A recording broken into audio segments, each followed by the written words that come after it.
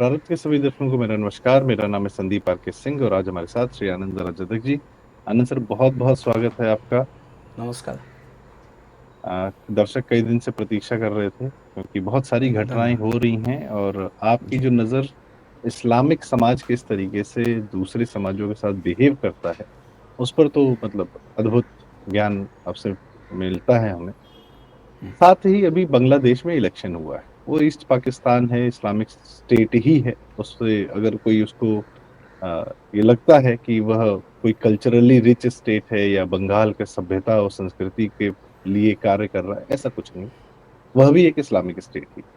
तो वहां पर अभी पिछले 2 दिनों में चुनाव के नाम पर जो कुछ भी हुआ है, एक सत्ता परिवर्तन फिर से किया गया है, जो अगस्त 2024 के बाद यूनुस को हटाकर अब तारिक रहमान को बिठाया गया। और मतलब तो सोचिए, पेपर बैलेट से चुनाव हो रहा है और एक दिन चुनाव हुआ, अगले दिन सुबह रिजल्ट आ जाता है। ये तो ये तो यहाँ पे क्या कहते हैं, हमारे यहाँ जो पंचायत के चुनाव जो पेपर बैलेट्स होते हैं उनसे उनमें भी इतनी जल्दी नहीं होती बात। खैर, coming back to our thing, कैसे देखते हैं सर आप इसको? क्या परिवर्तन है और बांग्लादेश में क्या हो रहा है? जी। देखिए, आज जिसे हम बांग्लादेश कहते हैं उसकी भाषा बंगाली है, लेकिन संस्कृति बंगाली को गाली है। ठीक है। और तारिक रहमान को भेजा गया स्थानापन्न होने के लिए। वो यूनुस के साथ, वेस्ट ने यूनुस के साथ या यूँ कहिए बांग्लादेश के साथ और भारत के साथ खो खो खेला है। एक मुझे 48 लॉज ऑफ पावर नाम की एक प्रसिद्ध पुस्तक है। उसमें मुझे एक रोमन साम्राज्य की कथा याद आती है। अभी उस आदमी का नाम मुझे याद नहीं आ रहा है। एक एरिया जो था जहाँ लोगों की कुछ अनबन थी, शिकायतें थी वगैरह वगैरह, तो उसको वहाँ दमन करने के लिए रोम ने, मतलब रोमन सम्राट ने एक कौंसल को भेजा। अब वो आदमी महा जुल्मी था। उसने जुल्म बरपा, कई सारे लोगों को मारा, प्रताड़ित किया वगैरह वगैरह वगैरह। लोगों की बिल्कुल उसने रीढ़ तोड़ डाली। लोगों ने शिकायतें भी बहुत की कि ये आदमी बहुत ही जुल्मी है वगैरह। तो एक दिन इसकी लाश चौराहे पे पाई गई, ये कौंसिल की। अब कहीं पे ये, मतलब असल में तो रोम ने ही उसे मरवाया था। ये बात किससे जाहिर होती है कि उसका मरने के बाद कोई बहुत बड़ा इन्वेस्टिगेशन वगैरह नहीं हुआ। चुपचाप नया काउंसिल आ गया, फटाक से आ गया, बहुत जल्दी से आ गया। मतलब रोम को आप खबर दे दे और रोम वहाँ से फिर उसका जवाब दे और किसी को अपॉइंट करे, तो ड्यू प्रोसेस का बहुत कट शॉर्ट करके, मतलब पूरी तरह से अरेंज था ये। तो एक वो जो हुआ उसमें एक संदेश था।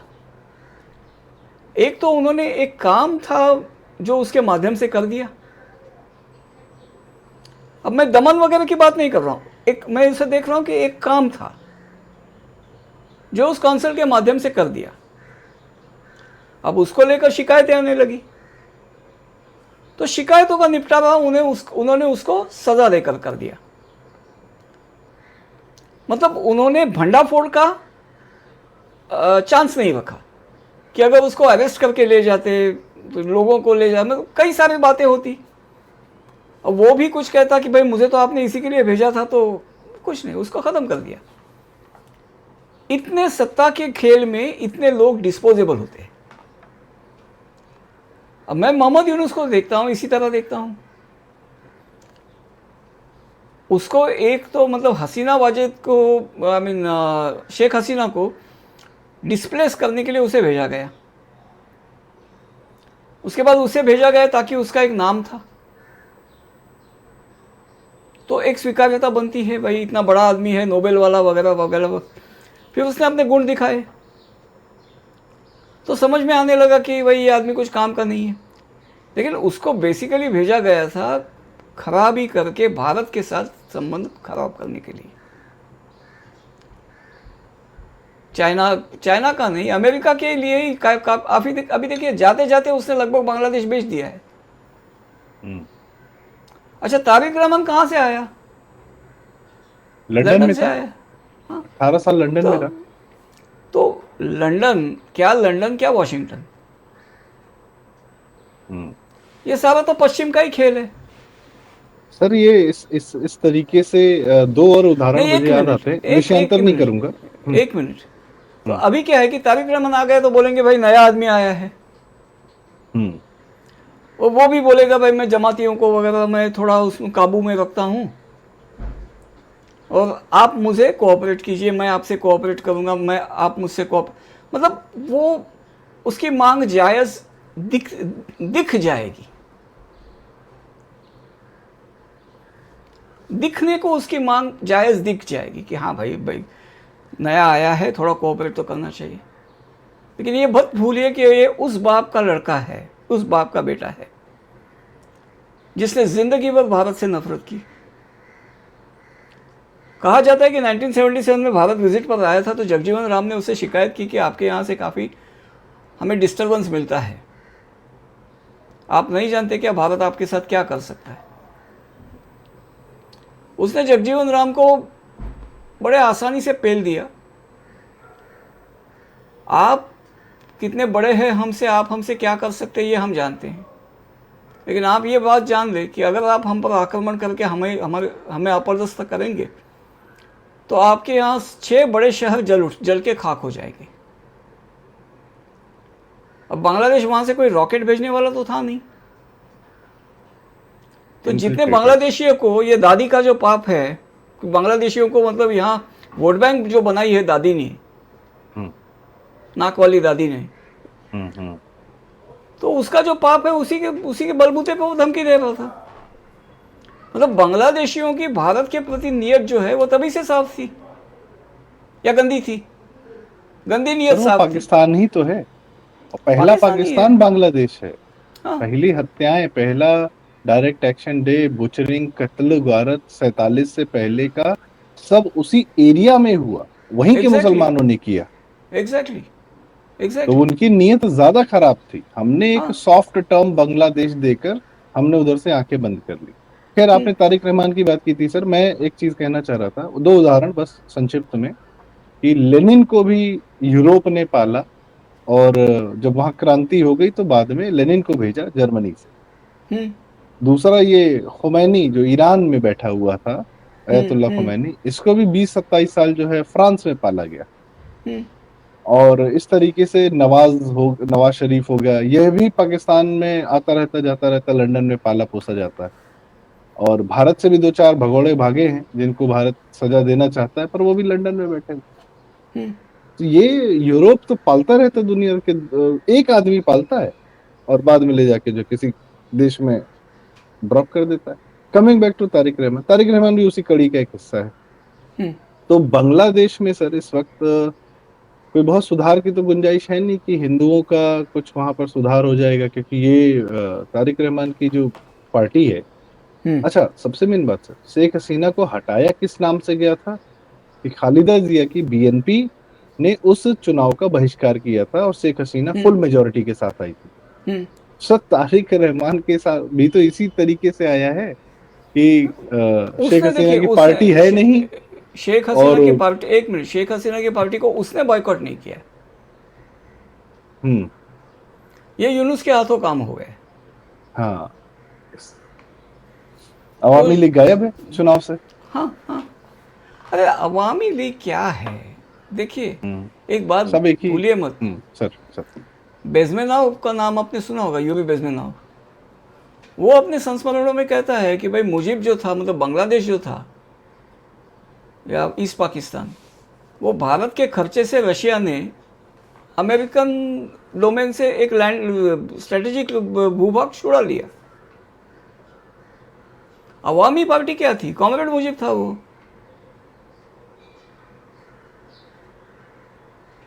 ये वहां के लाल भाई थे और कुछ नहीं था। मुजीब कम्युनिस्ट था, तो रशिया को मुजीब वहां चाहिए था, मुजीब की सत्ता चाहिए थी। तो भारत के खर्चे से भारत के जवानों की कीमत, जवानों की जान की कीमत पर कांग्रेस ने रशिया को, कम्युनिस्ट रशिया को बांग्लादेश निकाल कर दिया था।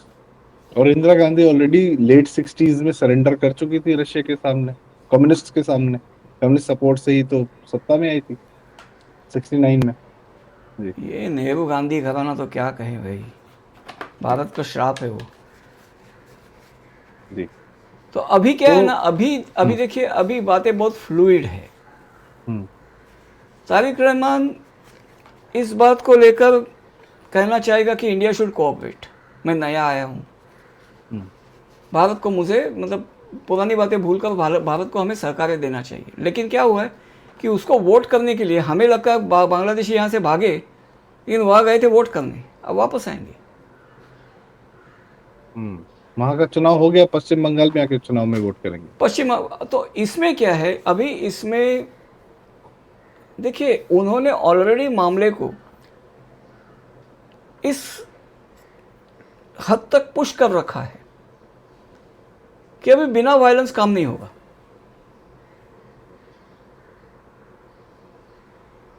ऐसे ऐसे हद तक लाके रखा है कि अभी वायलेंस होगा ही होगा। सर इसी में आपकी बात में एक बात जोड़ूंगा, एक बड़ा इंटरेस्टिंग डेटा है। जमात ने जहां जहां सीटें जीती हैं, 70 72 जो भी जीती हैं, वो सभी भारत वो की साइड में है।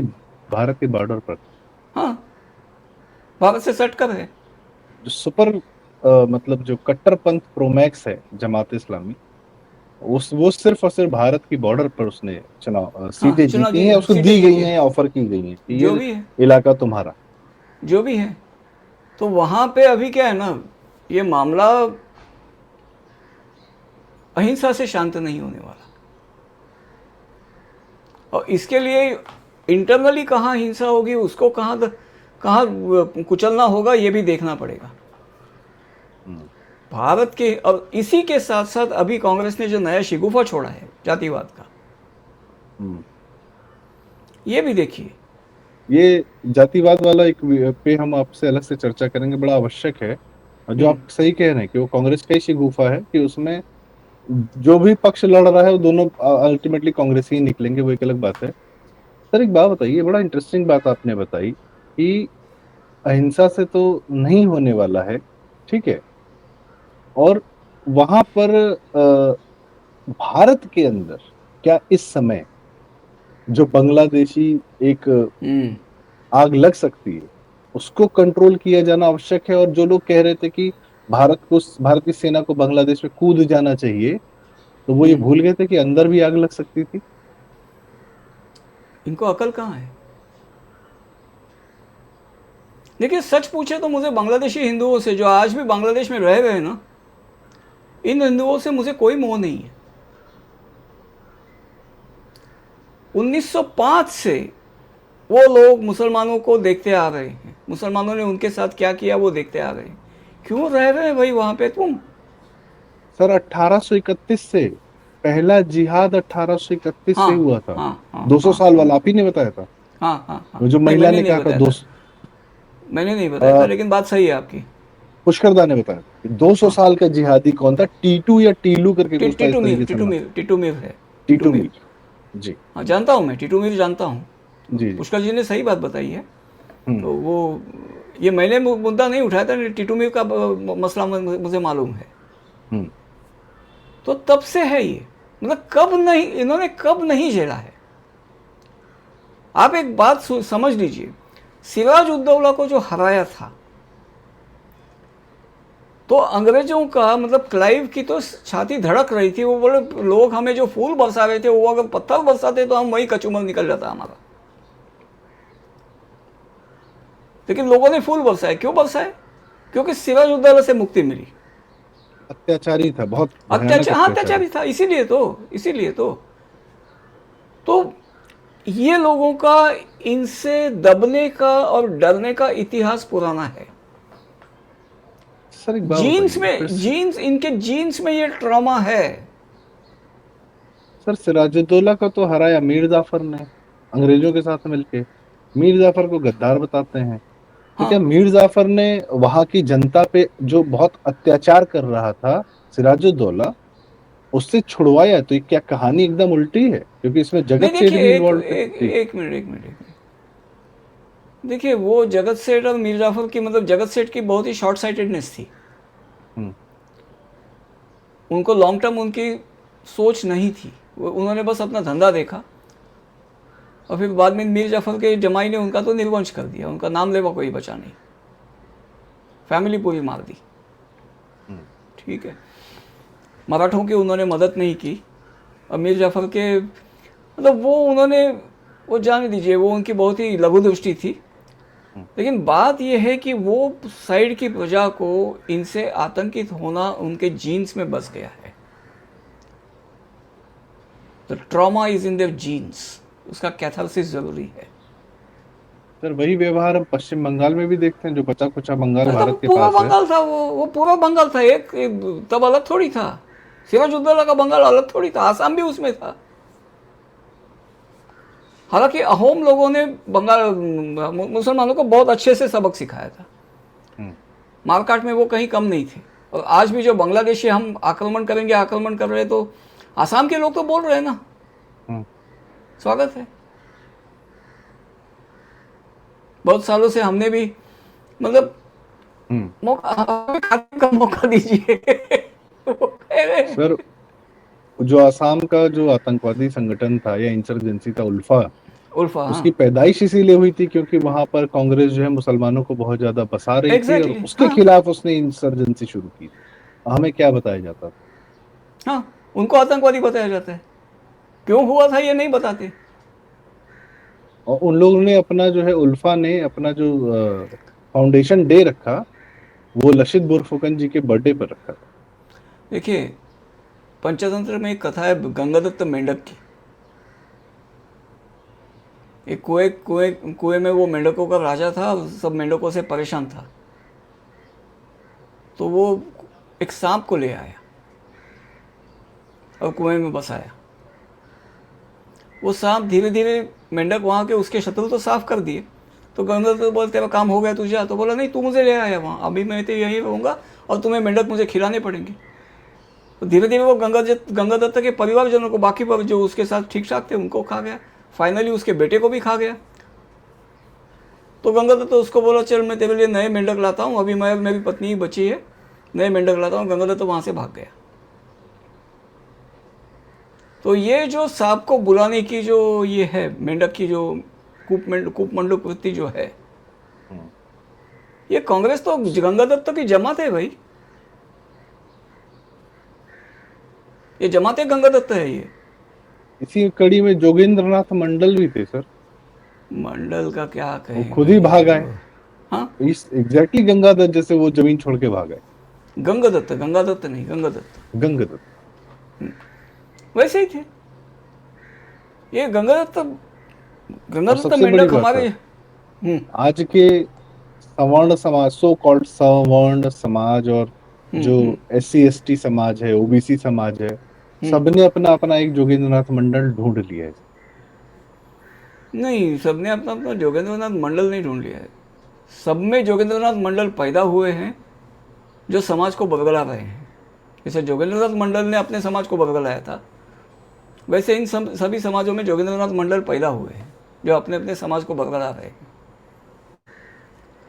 तो बस अब इस चर्चा का समापन करेंगे सर। आखिरी सवाल, क्या जी, स्थिति देखते हैं भविष्य में, क्या समाधान होगा? यह हिंसा क्या सेना के रूप में होगी या समाज वहां पर उठ खड़ा होगा? क्योंकि वहां के हिंदुओं को तो एक जमीन चाहिए ही चाहिए ना सर, बांग्लादेश में, या उनको उनको कब का लेनी आना तो चाहिए पड़ेगी। था। नहीं नहीं, उनको उनको कब का आना चाहिए था। हम्म। वो भारत से क्या और क्यों अपेक्षा रखते हैं? भारत के लिए उन्होंने हाँ, किया ही क्या है? अरे सर उनका भी क्या करें, वो बेचारे जब आ रहे थे तो बड़ी झापी मैसेकर हो गया, ज्योति बसु ने 20,000 हिंदू मरवा दिए। वो एक था, लेकिन ज्योति बसु हमारे यहाँ सेलिब्रेटेड है। बंगाल में सभी भद्र लोग ज्योति बसु को ज्योतिदा ज्योतिदा करते हैं। ज्योति ने क्या किया? बंगाल जलाया। बर्बाद किया सर, बर्बाद किया। वही कर रहा हूँ, अभी ज्योति थी ना, नाम ज्योति था, और जला दिया बंगाल, चिता जलाई बंगाल की। सर ये तो एक चीज हम देख रहे हैं कि बुद्धिजीवियों का जहां वर्चस्व होता है उस जगह का ध्वस्त होना तय। जहां पे देखिए आम जनता, बुद्धि आम समाज, आम मर्यादाएं रहती हैं, वो समाज ठीक रहता है। देखिए, बुद्धिजीवियों की एक खासियत है, उन्हें लगता है वो गलती नहीं कर सकते। अब बुद्धिजीवियों की दूसरी खासियत है कि वो जिम्मेदारी लेकर नहीं चलते,